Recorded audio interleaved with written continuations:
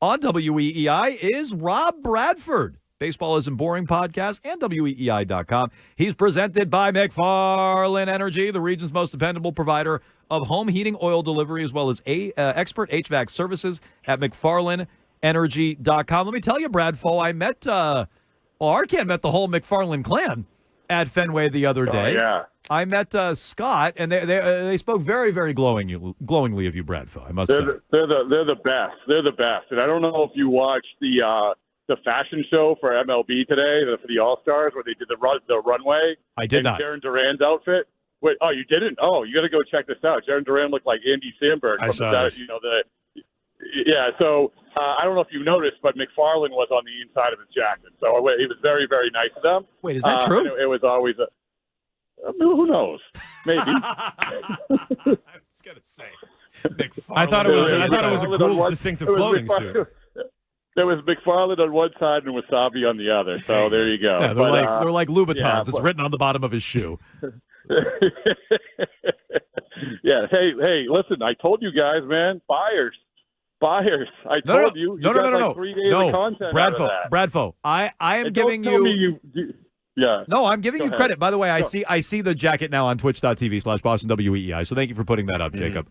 So I see the jacket now. I had seen that floating around on social media with the FM and everything. He looks cool on the inside. No, it's a good look. He looks cool. I agree. Hell. Yeah. No, Bradfo, I give you full credit. You're the first person It's why I was pushing back at the time. I'm like, wait. You think they're going to buy, or you want them to buy? You said it. Then I heard Tomasi, then Jim Bowden, now Rosenthal's saying it. Even Breslow's kind of saying it. Cora said it last week with us on the show. So, no, I agree. You kind of got the ball rolling. How big are we talking now? Like, how much big game hunting are they doing, or are we just talking about some ads?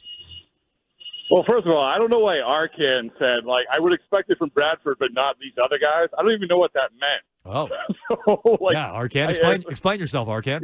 Yeah, Christian, what does that mean? I think I've been fair to this team. I've been fair to this team. No, you have been. I just think you're more optimistic maybe than some of these other national people. That's all. I'd expect to hear it from you. I'm not Rochi level optimistic. Not that. No, you're not Rochi. Come on. No one's Rochi. But you're an optimistic Red Sox guy, and this has been an optimistic type of season. You know what? I just didn't know the national people saw it that way. How dare he, Brad? I'm with you on this. I don't think I've been optimistic for the last 3 months, to be honest with you. I honestly don't, and I think that.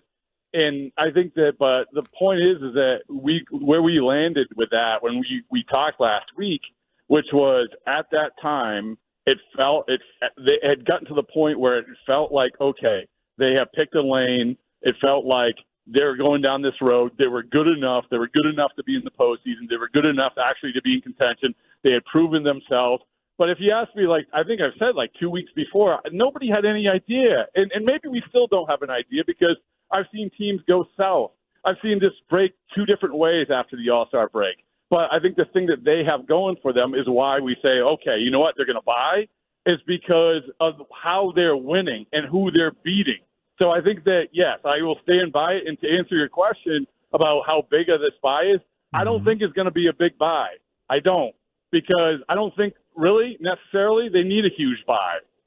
It's always nice to get Vlad Guerrero Jr., but at this place of where they are in building this franchise, this is more like a Steve Pierce and a Vlad Guerrero Jr. thing. Okay, so we got a text earlier, and tell me if this is on the right lines for what they'll be doing at the deadline. The text said this has Justin Turner and a 5th starter written all over it. Does that sound right to you, and would you be okay with that? Because I think that's not a bad haul of the deadline, to be honest. Yeah, I am. I think that it's probably pretty accurate. The Justin Turner thing, whenever it makes this much sense, it never happens. But it makes all the sense in the world, right? Not only do you have the guy, you have the right-handed bat, which you need, but you also have the guy in the clubhouse because anytime you drop anyone in the clubhouse, you better make sure they're not a jerk, the right guy. I was talking to someone yesterday about remembering Kyle Schwarber. And remember, they got Schwarber. He had a bad hamstring. He didn't play for a couple of weeks. But actually it was Tim Hires. Tim Hires, who's here in Texas, the Rangers hitting coach, was the hitting coach then. He said the impact that Schwarber had just hanging out with that team for those first 2 weeks was huge. So I think Turner is the same type of guy. And then when it comes to pitching, just to get someone who can get to the finish line and hope that these other guys stay healthy. So, Bradford, first of all, we missed you on Saturday, buddy. I mean, you missed a good party, I'd say. I know, man. I know. Everyone was saying, we had a big media picture, and everyone said, "Where's Rob Bradford?" I said, I don't know. Not all of us had the media picture. Except for Jones. Jones was not allowed in the picture yet. Well, for me and Jones, can you do like the old inset, like for the team picture that you get in the newspaper? Yeah, Photoshop. You know, it was who would there would always be like one player who was never in the photo, was always sort of photoshopped in. Usually it's someone else. I'm just going to say Manny because that seems right. Yeah, that seems about right. I'm sorry I wasn't there. It sounded like a good time. It was a good time. One thing I heard all weekend, Bradford, was how great the Red Sox farm system is. I heard that during the draft. I heard that during the Futures game. It's the national opinion is how stacked and loaded the farm system here is for the Red Sox. It's the envy of most of the league. Isn't now the time where you do make one of those big moves when you have a big stacked farm system? Isn't that now the perfect time to do that? It just sort of seems like, you're a big market team here, you're competing, and you have a bunch of hot prospects. Why not? Why be scared of moving on from one? Because I think it's not like the Orioles, right? I mean, they have a enormous amount of guys who can play in the major leagues and probably be stars. The Red Sox don't have that. The Red Sox have, these three guys which they feel like are going to be major leaguers and hopefully stars, and Teal and Meyer and Anthony. But after that, it's not like you say, absolutely, you can trade one of these guys and and there's more coming up. We don't know that. They're not at that place with his farm system. But, what you can do, and they're in better position to, which is you can still get something at the deadline for, let's say, Nick York, or somebody else. There are guys in this system who have value. So to answer your question, Christian, I don't think necessarily they're in position to get rid of one of those top three guys, which obviously you would have to for some of these names that you're talking about the deadline. But you can get a very useful guy. In other words, you can get Justin Turner. It's the Santiago Espinal thing. It's the Aldo Ramirez. I heard you expertly talk about Aldo Ramirez. Yes. It was a great poll by you. It was like, this was a great example. The Schwarber for Aldo Ramirez, who is never, ever going to sniff the major league. So you can get something done without giving up one of those guys. All right. Well, then, sort of with that being said, Craig Breslow is doing this for the first time. How confident should we be in him and his ability to kind of maneuver through his first trade deadline?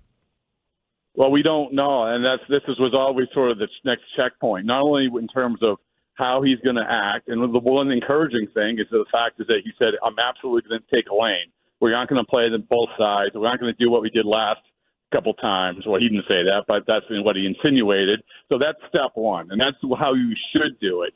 Second of all, we don't know. We don't know exactly how aggressive he is. We don't know if he's going to have to win a trade by 80% instead of 51%.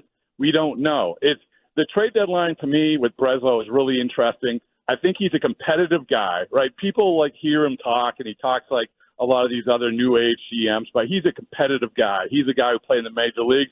So I think that factors in, much like it did with Chris Young with the Rangers last year. And then you have the Cora aspect, right? So the Cora was Chaim Bloom. It always took a turn for the worse after the deadline, that relationship.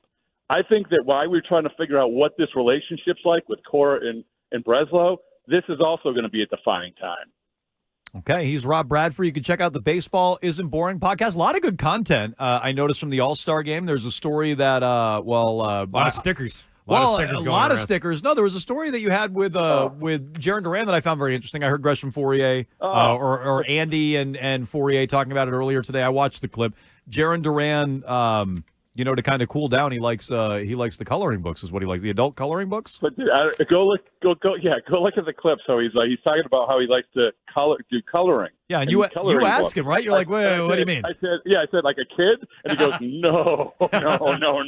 He's like, and then he said it's a cuss word coloring book, nice. Which I had never heard of, but since then, I mean, it's like. It's people going crazy over this thing, and I guess it's a thing. I guess people do this. I don't do it. Is it like? Wait a minute, right? Is it like porn? No, it's a cuss word. You color in the words. It's just bad words. Oh, you just color in the words. Yeah. Oh, I thought he was saying it's like pictures of cuss words that you color say in the air. Coloring in the Kama Sutra? No, that's not. I don't think that's what it is. I don't think. Because I mean, a porn coloring book sounds. I'd buy that before I'd buy one where you just color in a cuss word. That doesn't make that's stupid. I don't know. All I know is that interview took a turn that I was not expecting. Do you guys want to go into business with me? Is what I'm trying to say. Yeah. The porno coloring, pornographic keep it in mind. books, All right. yeah. You mentioned the stickers. So the highlight for me was Luis Ariz, obviously one of the best hitters in baseball. I go up to give him a sticker, and he's like, no. I'm like, oh, he doesn't want a sticker. And he reaches in his back pocket and pulls out a Baseballs and Boring sticker, which he carries with him all the time. Wow. I mean, let's go. Amazing. Let's go. Very, very, very impressive. I know you're happy for Derek White on Team USA. Probably happy Jaylen Brown's off Team USA, too, knowing you, Rob. But we appreciate your time each and every week here on Jones and Mego with Arcan. Check out the Baseballs and Boring podcast. Check them out on WEEI. And our thanks to McFarland, apparently sponsoring the Jaron Duran jacket as well. We appreciate the time, Bradford. All right. Good seeing you guys. Or talking to you guys. I'll talk to you later. All right. Rob Bradford, you heard him here last week, said Red Sox are buying.